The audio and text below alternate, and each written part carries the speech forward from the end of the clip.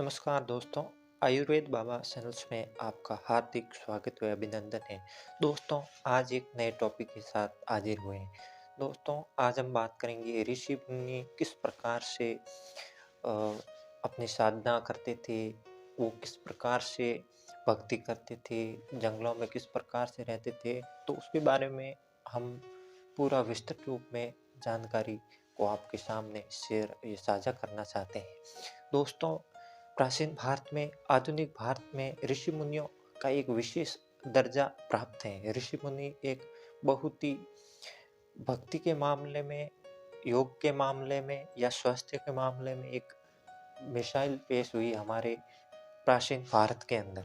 वैदिक काल से ऋषियों की एक अद्भुत कहानी हमारे सामने हम आज के जीवन में किताबों में देखते हैं, क्योंकि आज के जीवन में उनका जो संस्कार होता था, किस प्रकार से उनकी जो सिद्धांत होते थे उसकी पालना नहीं कर सकते हैं।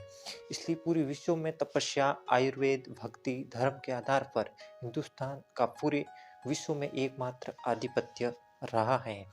बात करें ऋषि मुनियों के क्षेत्र के राज की, तो वो भी हम जान लेते हैं, क्योंकि ऋषि मुनि बहुत ही एक जो है अच्छे स्वास्थ्य वाले व्यक्ति होते थे, तभी वो भक्ति कर पाते थे। नहीं तो आज के ज़माने में आप देखो, एक दिन भी व्यक्ति नहीं बैठ सकता है भक्ति साधना करने के लिए।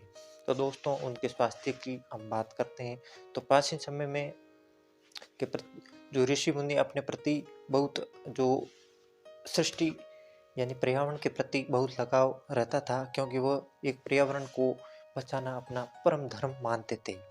ऋषि मुनि का एक जो सिस्टमैटिक दैनिक-चर्या होती थी, जिसके माध्यम से वो पालना करते थे और वो बहुत ही अपने एक सिद्धांतों के प्रति अखंड होते थे।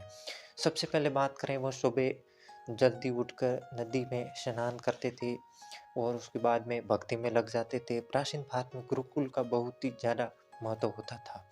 गुरुकुल आज भी है और एक प्राचीन समय में था, उसमें रात-दिन का फ़र्क है। क्योंकि गुरुकुल से पहले दक्षिणा वो किस प्रकार से करते थे, अलग-अलग प्राचीन समय की प्रक्रिया थी। वो आज समय में आप देख सकते हो कि रात-दिन का इसमें फ़र्क पाया जाता है।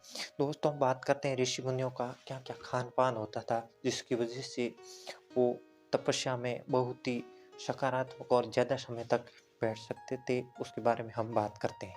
तो दोस्तों, ये शुद्ध शाकाहारी भोजन करते थे और पेड़-पौधों से प्राप्त शुद्ध फल-फ्रूट भोजन करते थे, जिसकी वजह से उनका सेहत बहुत स्वास्थ्यवर्धक माना जाता है। आयुर्वेद में औषधि का प्रयोग विशेष रूप से वो करते थे, जड़ी-बूटियों का सेवन करते थे। ऋषि मुनियों की जो रोग प्रतिरोधक क्षमता है बहुत ज़्यादा होती थी, इसलिए वे बीमार नहीं होते थे।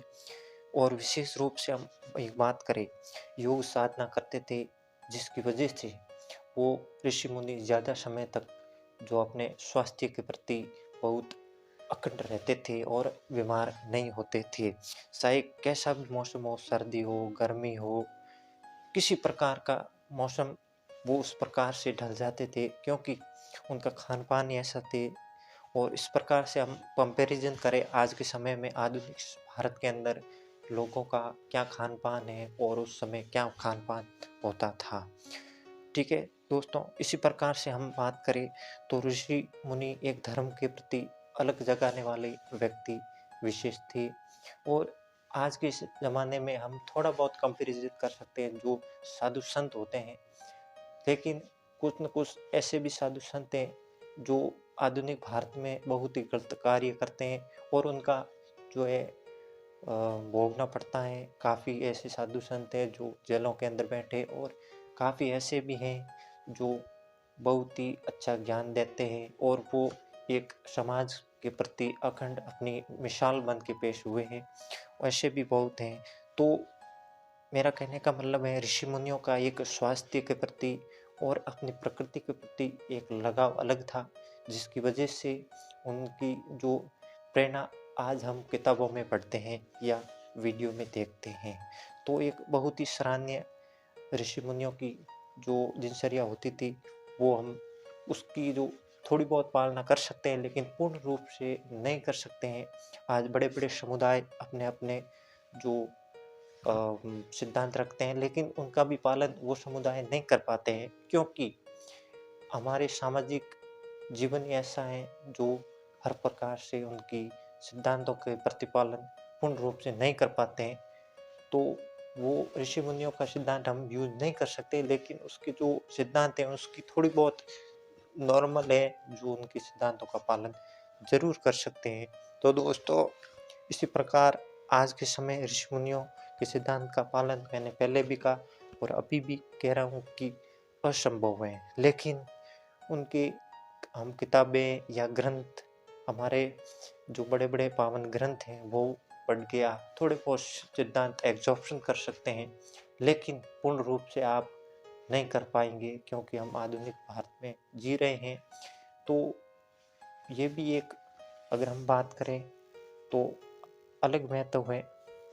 और इसके साथ साथ लोग अपने आधुनिक भारत में भाग-दौड़ की ज़िंदगी में फँस गए हैं, ऐसा जंजाल में फँस गए हैं कि उस जंजाल से बाहर नहीं निकल सकते हैं। ऋषि मुनियों को पैसे से कोई लगाव नहीं था। आज के ज़माने में लोगों के अंदर पैसा ही एक बहुत बड़ी मिसाल बन के पेश हुआ है। पैसे हैं तो उस आदमी की इज्जत है, नहीं तो पैसे नहीं है तो वो आदमी कुछ काम का नहीं है। जिसके पास जेब गर्म है उसकी पहचान है, और जो गरीब है वो गरीब ही रहेगा, मध्यम वर्ग है वो मध्यम वर्ग ही रहेगा, आगे नहीं पहुंच पाएगा, क्योंकि ये एक पैसा एक ऐसा रोग है जिसकी वजह से आज लोग हैं जो जो निम्न वर्ग के हैं उनको गिनते नहीं है, कुछ भी इसको निम्न वर्ग के नॉर्मल गिनते हैं आदमी, ठीक है ना, वीआईपी लोग बन चुके हैं। लेकिन वो धरातल पे कोई भी जो साथ वाले व्यक्ति होते हैं गरीब, उनको भूल जाते हैं और आगे की प्रक्रिया में सम्मिलित हो जाते हैं। दोस्तों, ये एक वीडियो मैंने बनाया है कि ऋषि मुनियों प्राचीन भारत से आधुनिक भारत में कितना परिवर्तन आया है, वो सब आप जानते हैं, आपसे कोई भी चेंज नहीं, आप सब पढ़े लिखे व्यक्ति को जानते हो। लेकिन एक मेरे दिमाग में आइडिया आया है कि उस समय से आज के समय में कितना फर्क हुआ है। तो दोस्तों, एक नॉर्मल वीडियो था, इसमें कुछ ना कुछ अगर त्रुटि पाई गई है तो आप कमेंट करो, ताकि मैं अगली वीडियो में सुधार कर सकूं। तो दोस्तों, अगली